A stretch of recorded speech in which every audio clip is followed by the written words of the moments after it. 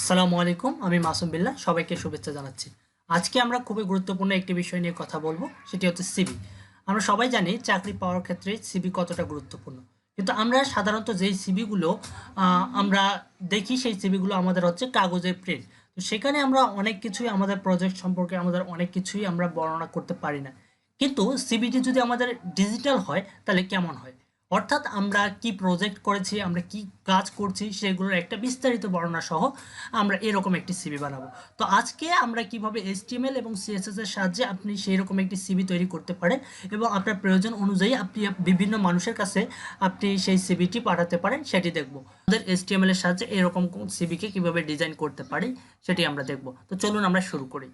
প্রথমে আমি চলে যাচ্ছি আমাদের নোটপ্যাড প্লাস প্লাসে। তো নোটপ্যাড প্লাস প্লাসে আগে থেকেই আমি একটি প্রজেক্ট রেডি করে রেখেছি, যেটাতে আমাদের একটা শুধু টাইটেল রয়েছে আর কিছুই নেই, এবং আমাদের সিএসএস ফাইলকে লিঙ্ক আপ করা আছে। আমাদের এই যে আমাদের ব্ল্যাঙ্ক প্রজেক্ট এবং আমাদের এখানে সিএসএস ফাইলকে লিঙ্ক আপ করা আছে। তো সর্বপ্রথম আমাদের যেটা করতে হবে, আমরা এখানে যদি খেয়াল করি আমাদের এই প্রজেক্টটির ক্ষেত্রে এখানে আমাদের পুরো বডির ভিতরে একটা ব্যাকগ্রাউন্ড রয়েছে এবং তার পাশে আমাদের একটি মাঝামাঝি বরাবরে আমাদের সিবিটি থাকবে।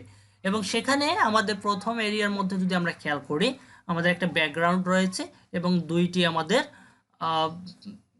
এরিয়া রয়েছে। একটা হচ্ছে আমাদের প্রোফাইল ইমেজের জন্য, আর একখানে আমার নাম এবং আমার বায়ো বা কন্ট্যাক্টের জন্য আমাদের এখানে কিছু ইনফরমেশন রয়েছে। সহজ কথা, আমাদের কিছু ইনফরমেশন রয়েছে। লেফটটা হবে আমাদের প্রোফাইল ইমেজ, রাইটে কিছু ইনফরমেশন। তো আমরা তাহলে কাজটি শুরু করি আমাদের। তো আমাদের প্রথমে কি করব, হেডার নামে আমি একটা ডিপ নিয়ে নিলাম।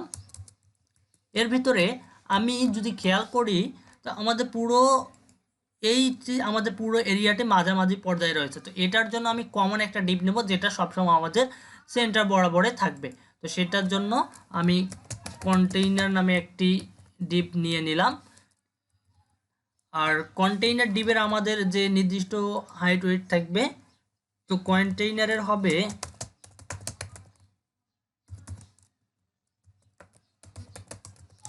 1170 পিক্সেল এবং এটার মার্জিন অটো হবে, ডিসপ্লে ব্লক হবে। তো আমাদের এটি দিলাম। এটি দেওয়ার কারণটা হচ্ছে পরবর্তীতে যখন আমরা এই কন্টেইনার ডিপটা নেব অটোমেটিক্যালি কন্টেইনার ডিপ যেখানে ব্যবহার করব সেটা সেন্টার বরাবরে চলে আসবে, আর এবং সেটার উইথ 1170 পিক্সেল হবে। তো এরপরে আমরা কাজ শুরু করি। এরপরে আমাদের দুইটি এরিয়া হবে। আমাদের হচ্ছে এখানে যদি আমরা খেয়াল করি এখানে আমাদের এই হেডার এরিয়ার একটা ব্যাকগ্রাউন্ড রয়েছে। সেই ব্যাকগ্রাউন্ডটি আমরা নিয়ে আসতে চাইলে আমাদের প্রথমে এখানে একটা ডিপ নিতে হবে, যেই ডিপের ভিতরে আমরা ব্যাকগ্রাউন্ড দেবো। তো আমি এইচবিজি দিলাম, এইচবিজি নামে একটা ডিপ তৈরি নিলাম। সেই ডিপের ভিতরে আমাদের দুইটি অংশ, একটা হবে লেফট আর একটা হবে আমাদের রাইট। লেফটে আমাদের কি কি থাকবে, আমাদের লেফটে থাকবে প্রোফাইল ইমেজ। তো প্রোফাইল ইমেজ নেওয়ার জন্য আইএমজি নামে আমি একটা ক্লাস নিলাম। এখানে আমি একটা ইমেজ যুক্ত করব। তো আমি আগে থেকে এখানে একটা ইমেজ নিয়ে এসেছি। তো ইমেজটি আমরা যদি দেখি তো আমাদের এরকম একটি ইমেজ ডাউনলোড করে রেখেছি, আমি সেটি এখন এখানে ব্যবহার করব। তো এটা করার জন্য আমি সেটা আমাদের যদি ইমেজটার নামটা আমরা দেখি প্রোফাইল ডট পিএনজি। তো আমি এখানে ইমেজের মধ্যে বলে দেব profile dot PNG. Profile dot PNG দেওয়ার পরে আমি যদি পেজটিকে রিফ্রেশ করি তাহলে আমাদের ইমেজটি চলে এসেছে। এখন আমাদের এখানে কন্টেন্ট এরিয়াটার জন্য আমাদের কাজ করতে হবে, অর্থাৎ রাইট এরিয়ার জন্য। রাইট এরিয়ায় থাকবে আমাদের একটা H1, এখানে আমি দিলাম আমার নাম দিলাম, এবং আমাদের এখানে একটা প্যারাগ্রাফ থাকবে। তো প্যারাগ্রাফের জন্য আমি কিছু টেক্সট এখানে ডামি টেক্সট বসিয়ে দিতে পারি।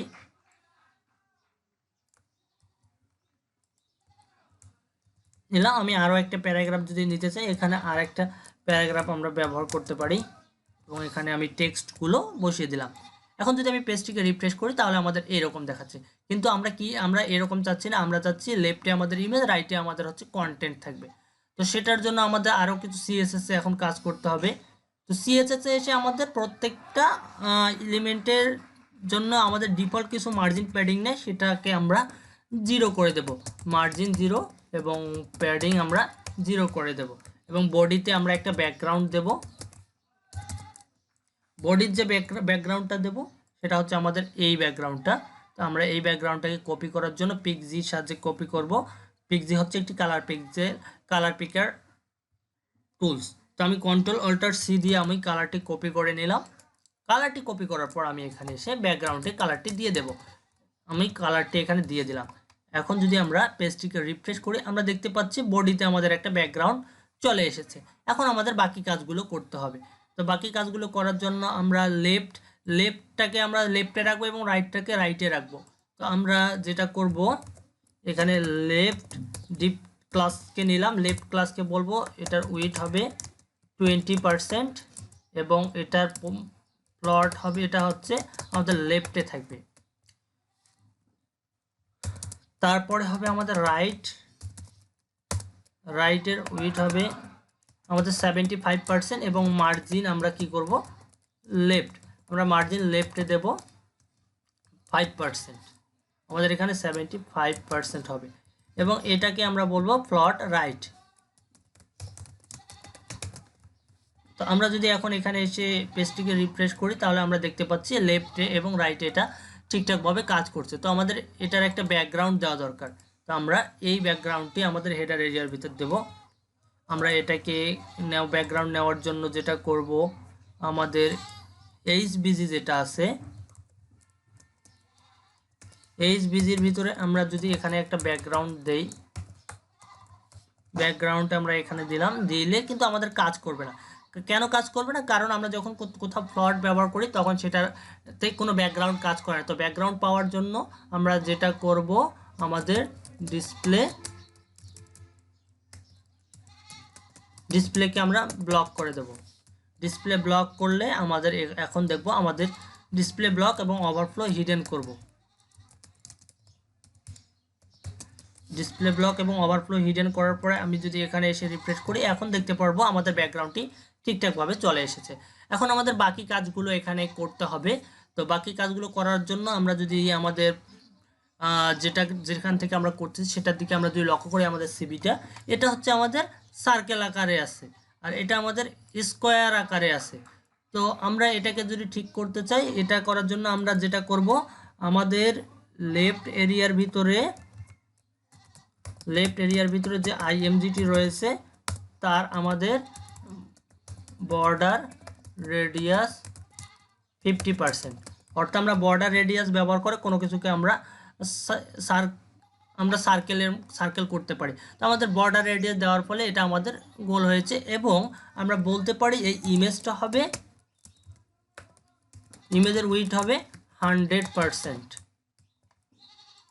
ইমেজের উইডথ 100% দেওয়ার ফলে এটা 100% হলো। আমরা চাইলে আমাদের মূল এরিয়ার আমরা একটা প্যাডিং ব্যবহার করতে পারি।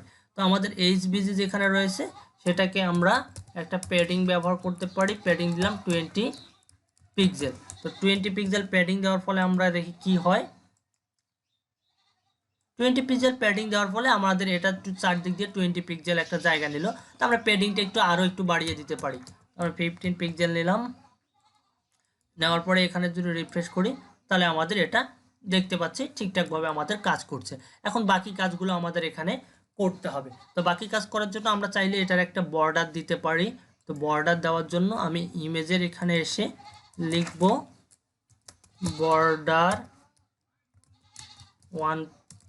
5 pixel solid. Border 5 pixel solid যদি আমি দেই এখানে আমরা দেখতে পাচ্ছি আমাদের একটা বর্ডার চলে এসেছে কালো কালারের। আমি যদি কালারে একটু অন্য কালারের দিতে চাই তো এখানে আমাদের কালার বলে দিতে হবে আমি কোন কালারের বর্ডার চাচ্ছি। আমি সাদা কালারের একটা বর্ডার চাচ্ছি, সেটাকে আমি যদি এখান থেকে করি তাহলে আমাদের সাদা কালারের একটি বর্ডার চলে আসছে। তো এখন আমাদের এই জিনিসগুলোকে একটু আমাদের স্টাইল করতে হবে। তো আমি পুরো বডিতে একটা নির্দিষ্ট ফন্ট ব্যবহার করব। এই জন্য আমি এখানে আলাদা করে কোথাও ফন্ট না দিয়ে পুরো বডির ভিতরে আমি বলে দিলাম যে ফন্ট ফ্যামিলি ল্যাটো। তো অবশ্যই ল্যাটো ফন্টটি আমাদের পিসিতে ইনস্টল থাকা লাগবে, নয়তোবা ল্যাটো ফন্টটি আমাদের পাবে না। তো আমি এখানে ল্যাটো ব্যবহার করার ফলে আমাদের ফন্ট স্টাইলের কিছুটা পরিবর্তন এসেছে।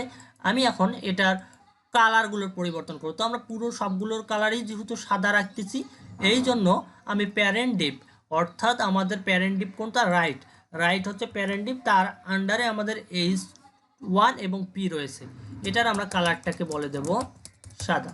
তো আমি কালারটাকে সাদা করে দেওয়ার পরে আমি যদি এটাকে রিফ্রেশ করি তাহলে আমাদের সাদা কালার হয়েছে।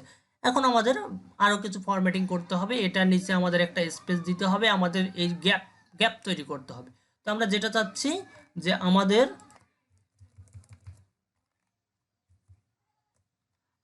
যে রাইট ডিপটি রয়েছে তার ভিতরে যে H1 রয়েছে এটাকে আমরা বলবো মার্জিন বটম। মার্জিন বটম আমি যদি দেই